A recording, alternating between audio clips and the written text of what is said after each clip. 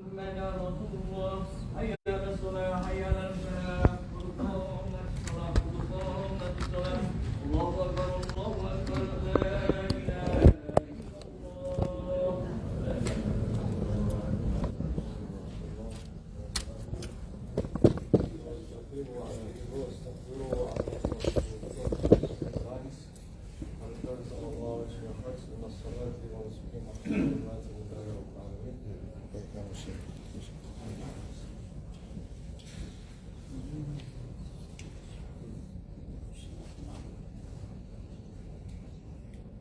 الله أكبر.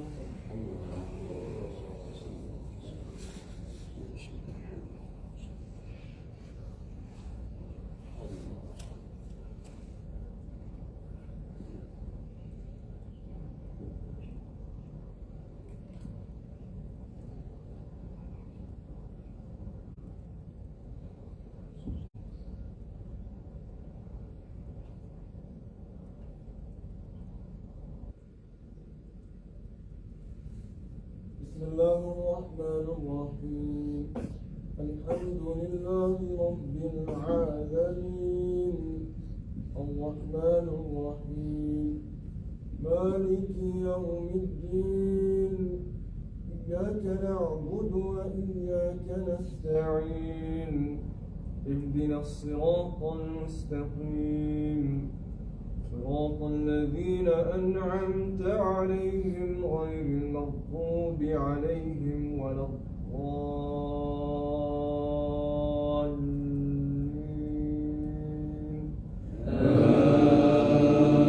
آمين.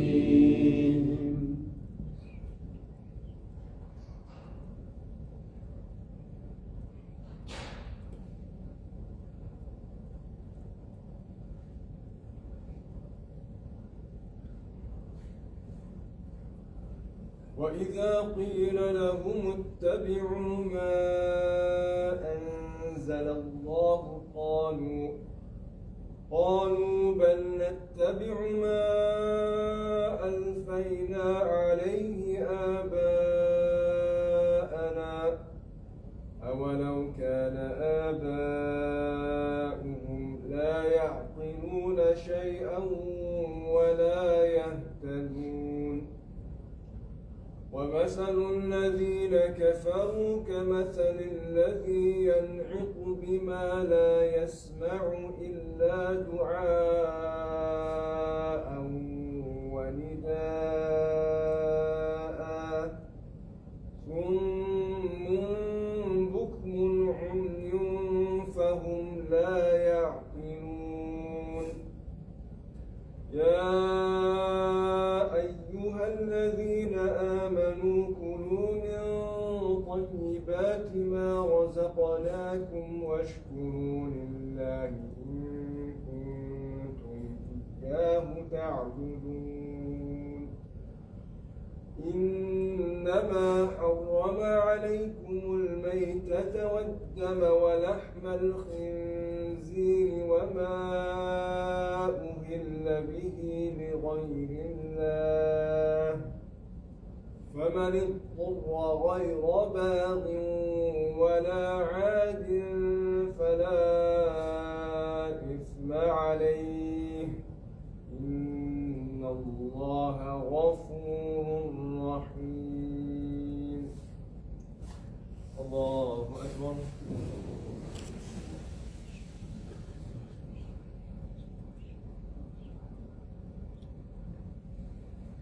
سمع الله لمن حمده.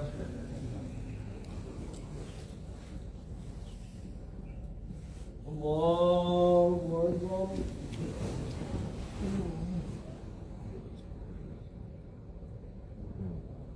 الله أكبر.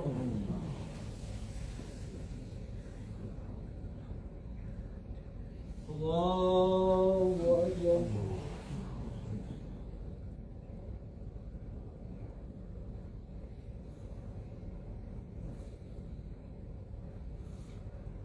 الله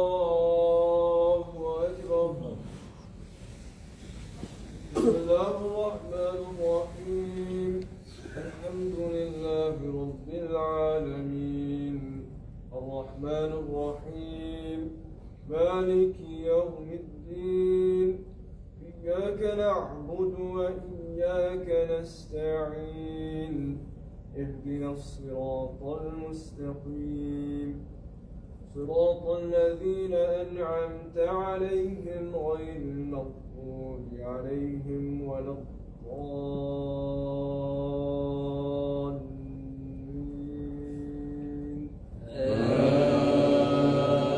آمين.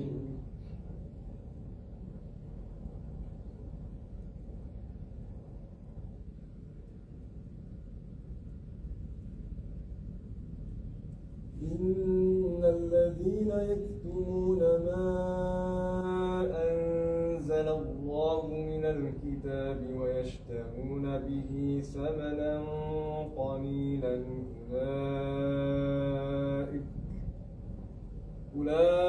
أولئك ما يأكلون في بطونهم إلا النار ولا يكلمهم الله يوم القيامة ولا يزكيهم ولهم عذاب أليم أولئك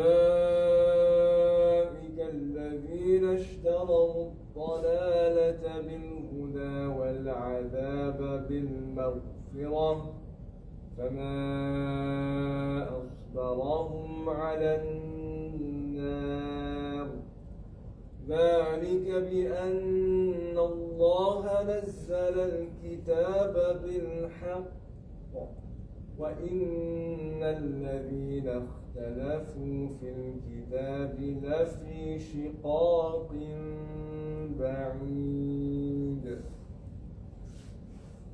الله أكبر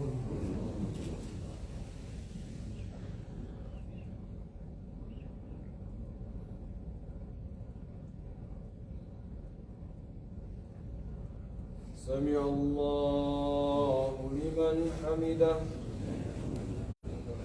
اللهم اهدنا فيمن هديت وعافنا فيمن عافيت وتولنا فيمن توليت وبارك لنا فيما أعطيت وقنا شر ما قضيت فإنك تقضي ولا يقضى عليك وإنه لا يذل من واليت تباركت ربنا وتعاليت وصلى الله على سيدنا محمد وعلى آله وأصحابه أجمعين والحمد لله رب العالمين الله أكبر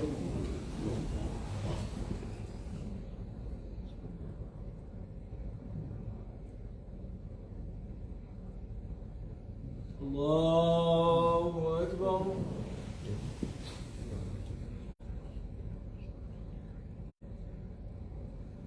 الله أكبر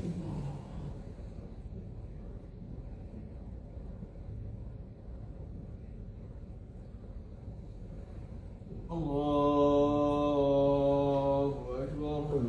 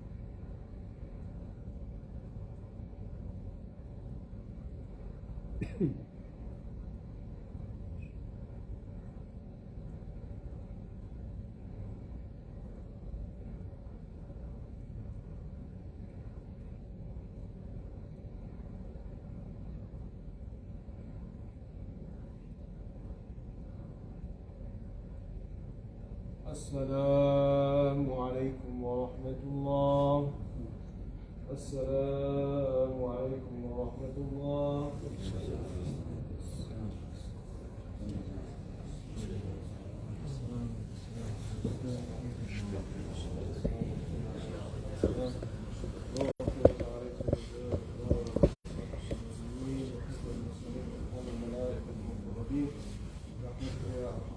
ربنا زدنا علما وارزقنا فهما وإنا تعلم المرسلين وخرجنا بالكثير ونفع الدفاع ولسان الاستقبال إلى الله تعالى على موسم كتابه وعلى سنة رسوله صلى الله عليه وسلم. بسم الله الرحمن الرحيم. Inshallah, Ibn Ata'illah Iskandari continue on. He talks and describes, he illustrates about the intimacy that we can have with Allah, the Creator, Allah subhanahu wa ta'ala, via the ritual prayer, okay, the salah. Right.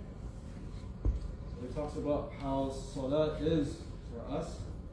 I'll depend on the translation because he really describes what it really means for us in terms of prayer. He says, "As-salatu tuhratun lil-qulubi min adnas al-dhunub." That ritual prayer is the purification for the hearts, because salah is to take you away from all the distractions that you have in this world. When you say Allahu Akbar, you say God is greatest. You also say God is greater than. And what do you fill in the blanks? What is Allah greater than? What is God greater than? You think about whatever that is big in this world, whatever that is bright, and that is whatever that is in this world in terms of the advertisements, in terms of the many things that you can do in life, that you know that Allah subhanahu wa ta'ala is bigger than all of that when you're in that ritual prayer. Allah. He continues on, he says, وَاسْتِفْتَاحٌ لِبَابِ الْغُيُوبِ. That is the opening of the door of the invisible domain, meaning that you are opening yourself towards Allah subhanahu wa ta'ala, who is the one who knows what is beyond this unseen and the seen world. You're opening yourself beyond what the material world is, with you being stuck here. Because Allah subhanahu wa ta'ala is beyond the time and space of all things. He then continues on, الصلاة محل المناجاة ومعدن المصافاة. That the ritual prayer is the place of intimate conversation, munajah, where it's between you and Allah. It's between you and Allah, nothing else is approaching that conversation. And it's the place where it's a mine. A mine is a place where you can dig up riches and gold and precious jewels. It's the mine of where you are cleaning yourself up from anything that is other than Allah. It's the focus that you have in terms of your having your qibla, your physical and your spiritual qibla towards Allah subhanahu wa ta'ala.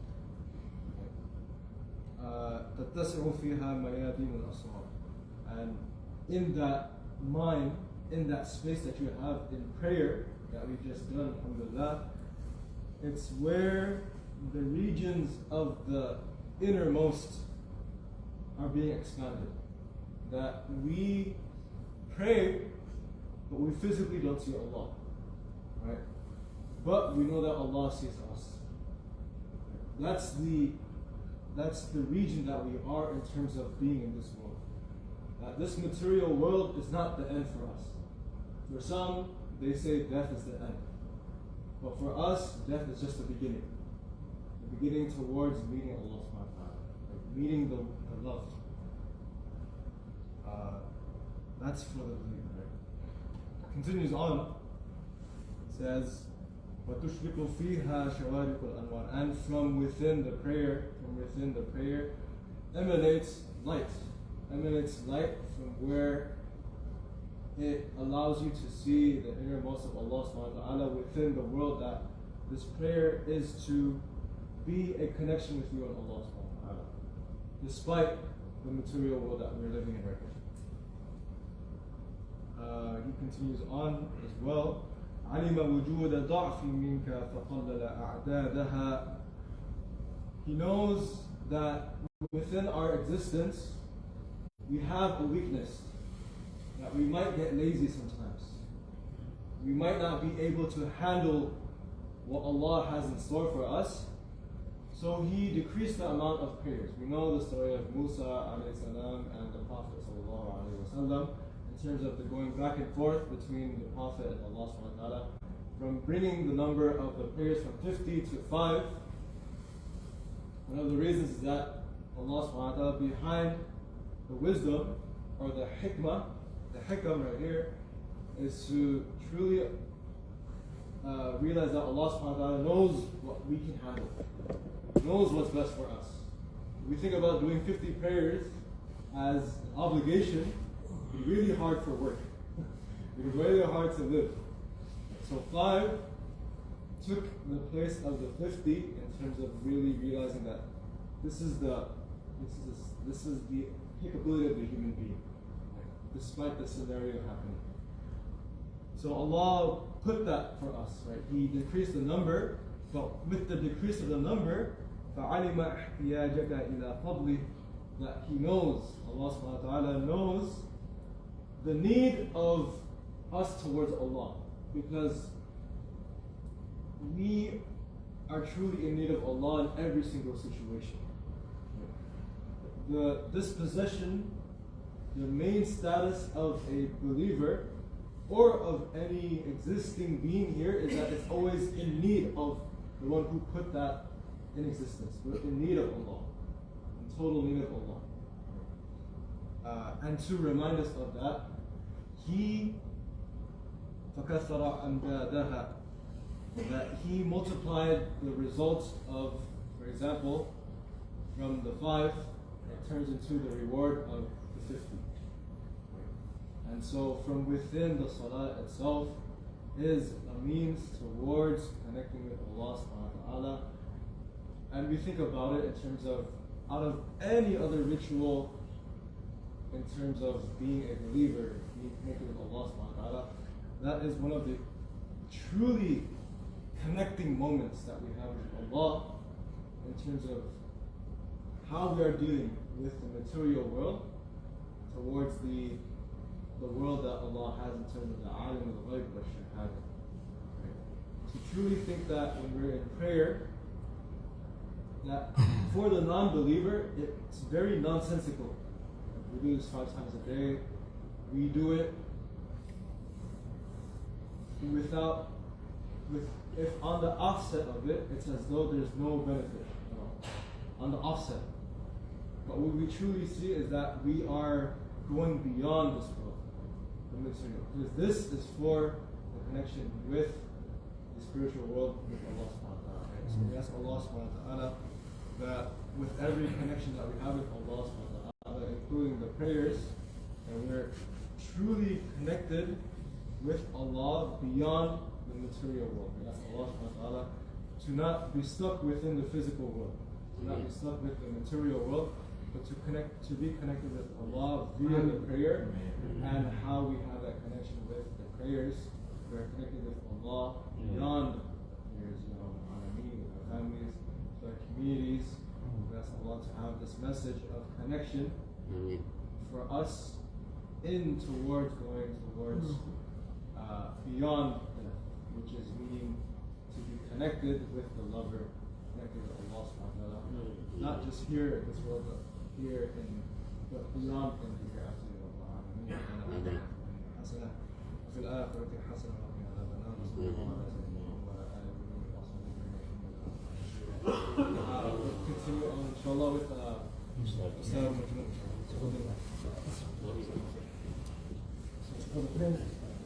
بسم الله الرحمن الرحيم. السلام عليكم ورحمة الله وبركاته. الحمد لله الذي وكفى والصلاة والسلام على النبي المصطفى وعلى آله وصحبه أهل الصدق والوفاء. أشهد أن لا إله إلا الله وحده لا شريك له وأشهد أن محمدا عبده ورسوله الذي لا نبي بعده. Sedikit saja menambahkan, Allah Subhanahu wa Ta'ala itu kalau kita melihat di dalam Al-Quran, dalam konsep doa itu, kebanyakan doa itu tanpa diberikan kalimat iya, atau panggilan ya Rabbana. Tapi yang disampaikan adalah bidunil ya atau biduni kalimat panggilan. Qala rabbi rji'uni la'alli a'malu salihan fima tarak. Berkata dia setelah diambil nyawanya, ya Allah kembalikanlah aku ke atas dunia agar aku bisa beramal saleh. Ya, itu satu-satunya doa yang disebutkan di dalam Al-Quran yang kalimatnya itu diucapkan oleh orang yang sudah tidak berada di dunia. Ya, itu adalah doa penyesalan. Kemudian lagi dikatakan Rabbana atina fid dunya hasanah. Tidak dikatakan ya Rabbana atina fid dunya hasanah. Kemudian juga dikatakan doa Nabi Ibrahim, Rabbi habli minas salihin ya Rabb, karuniakanlah kepadaku anak-anak yang saleh. Ternyata di balik itu semua ada rahasia. Karena apa? Karena Allah sendiri mengatakan, ya, aqrabu ilaika min hablil warid. Min hablil warid, yaitu aku itu lebih dekat kepada kalian daripada urat leher ini. Ya. Di dalam satu riwayat dikatakan kematian itu sangat dekat kepada manusia, bahkan lebih dekat daripada urat leher. Kemudian juga dalam satu ayat, wa iza sa'alaka 'abdi fa inni wa iza sa'alaka 'abdi wa iza sa'alaka 'ibadi fa inni qarib ujibu da'watad da'i idza da'an. Apabila meminta kepadaku seorang hamba, ya, sungguhnya aku sangat dekat, maka tidak digunakan kalimat ya. Ya, di tempat mana saja, pada kebutuhan mana saja, maka kita boleh berdoa. Kemudian juga doa ini adalah silahul mukmin, yaitu perisai, senjata bagi orang-orang beriman. Bahkan Rasulullah itu sering mengajarkan doa kepada ahli keluarganya. Ya Aisyah, wahai Aisyah, bacalah doa ini. InsyaAllah engkau akan mendapatkan keamanan di hari kiamat, akan dimasukkan ke dalam surga. Ya Hayyun ya Qayyum, birahmatika astaghits, aslih li sya'ni kulluh, wa la takilni ila nafsi tarfat 'ain. Wahai yang maha hidup, yang maha berdiri, ya, birahmatika astaghits, dengan rahmatmu lah aku mengharapkan cucuran rahmat, mengharapkan cucuran limpahan rezeki. Ini doa ini penting dibaca. Ya Hayyun ya Qayyum, birahmatika astaghits, aslih li sya'ni kulluh, perbaikilah, ya, hajatku, kehidupanku semuanya, terutama adalah hajat nanti di akhirat. Bapak-bapak kalau nggak sukses berhijrah imigrasi di Amerika, ya, masih ada kampung. Mungkin yang di Sumatera kebun durian ayahnya masih luas, mungkin yang di Jawa sawah ayahnya masih luas. Tapi kalau kita tidak sukses di dunia, ketika kembali ke akhirat, mau kampung mana lagi kita pulang? Ya, tidak ada lagi kita harus kembali ke kampung dunia, tidak. Disitulah biladun nadam, negeri penyesalan, kampung penyesalan. Jadi aslih li sya'ni kullu, perbaikilah untukku hajatku semuanya, baik hajat di dunia, hajat rizki, hajat kehidupan rumah tangga, kemudian hajat dalam bermuamalah kepada manusia. Wala takilni ila nafsi tarfat 'ain. Ya, sebutuh apapun aku terhadap dunia, jangan sampai engkau wakilkan diriku, nafsuku, kepada syahwatku. Jangan sampai engkau wakilkan diriku kepada nafsuku. Ya, walaupun hanya sekedip mata. Jangan sampai iman kita ini kita berikan kepada nafsu kita. Jangan sampai kejujuran kita gadaikan karena syahwat dan hawa nafsu. Itulah maksud doa. Jadi dahulu kala ada sebuah cerita, ada seorang ayah bersama anaknya sedang melakukan perjalanan dagang yang jauh. Mereka membawa satu keledai, ya, untuk mereka berada di atas tunggangannya, bergantian. Ya, membawa barang juga di keledai itu Dalam perjalanan keledai itu masuk ke dalam sebuah lubang sehingga patahlah kakinya. Jadi barang-barang tadi tidak bisa dibawa oleh keledai, maka keledai tadi berjalan sendiri, sedangkan ayah dan anak tadi menggotong barang di walamnya. Berjalan 2 hari, ya, berjalan kemudian, ya, ayahnya pula yang masuk ke dalam lubang, ya, cedera kaki ayahnya, ya. Jadi kemudian yang tadinya itu barang 2, ya, satu-satu, ayah 1, anak 1, sekarang 2-2 dipikul oleh anaknya. Sedangkan ayahnya menggunakan tongkat. Harusnya perjalanan itu ditempuh dalam waktu 3 hari. Kemudian ternyata terjadilah, karena kejadian patah kaki keledai, patah kaki ayah, seminggu jadi habis perjalanan. Yang harusnya tadi cuma 3 hari. Sampai di kampung dia mau tempat berdagang, rupanya itu kampung sudah rata semua, ya, habis digoncang gempa. Tidak ada satupun yang selamat di negeri itu, ya. Dan ini kejadian 4 hari yang lalu.